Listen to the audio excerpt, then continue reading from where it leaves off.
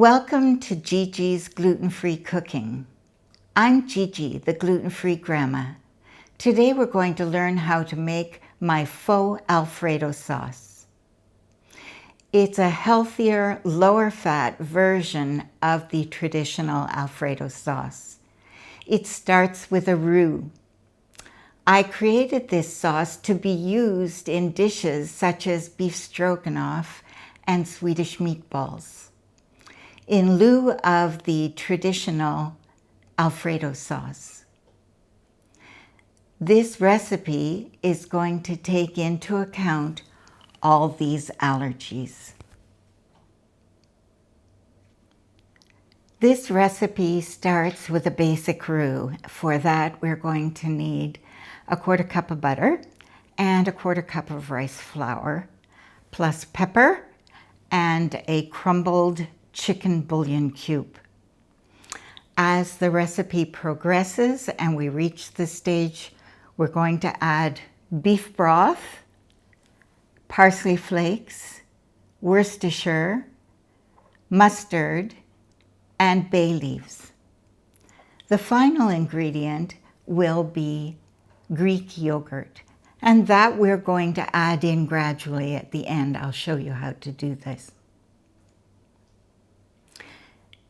This recipe calls for both chicken broth in the form of a bouillon cube and beef broth. The reason for that is that it gives the dish a richer, more complex flavor. So before we begin, make sure that your focus is exclusively on this cooking. Make sure it's the only thing you have on your agenda for now, because it's complex and will require your full attention. First, we're going to make the roux. I've added the butter, pepper, and the broken up chicken bouillon cube into the pot, and it is now melted. I'm going to gradually add a 1/4 cup of rice flour, stirring constantly over a medium-low heat. Once the roux has been made and it's smooth, I'm going to gradually begin to whisk in the beef broth. Stir constantly in order to prevent lumps from forming. So you're continuously stirring as you add the beef broth, and we're going to bring it up in temperature to a medium heat. And at this stage, I'm going to add all but 1/2 of a cup of beef broth, which I'm going to hold in reserve. That's to control the thickness of the sauce.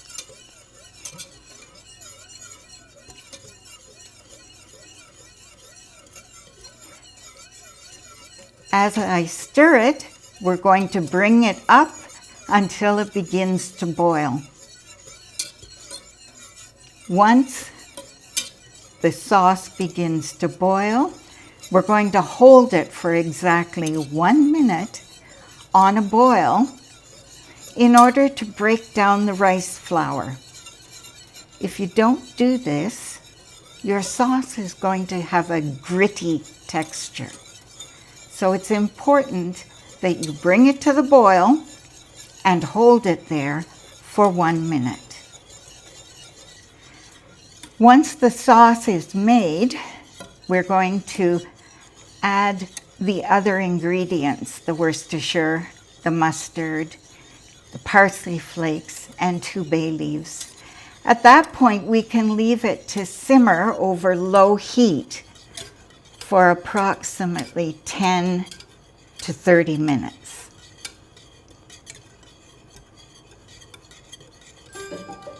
Stop.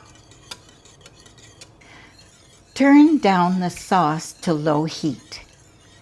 At this stage, we're going to add the Worcestershire,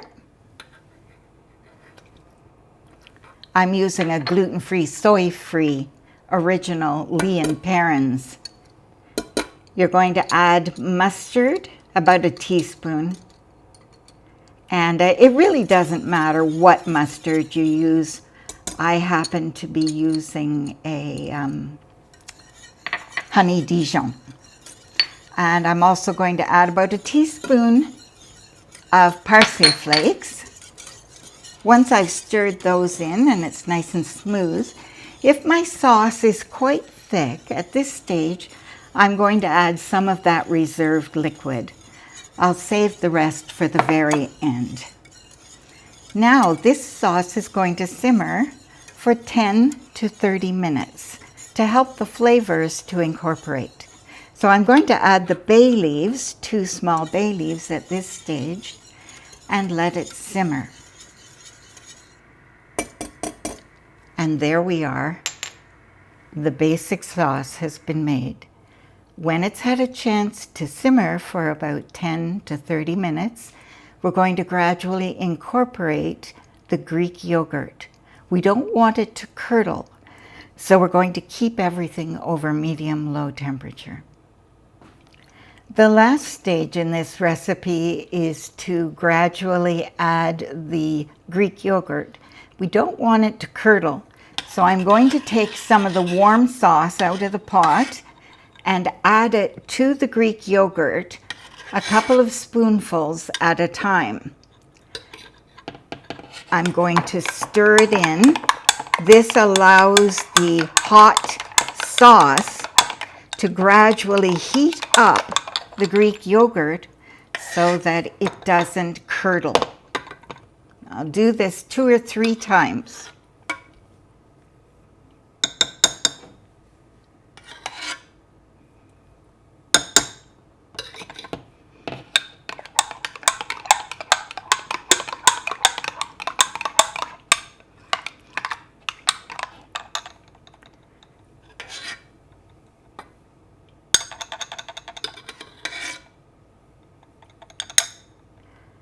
Once I'm convinced that the Greek yogurt is warm enough, I'm going to gradually add it to the hot pot.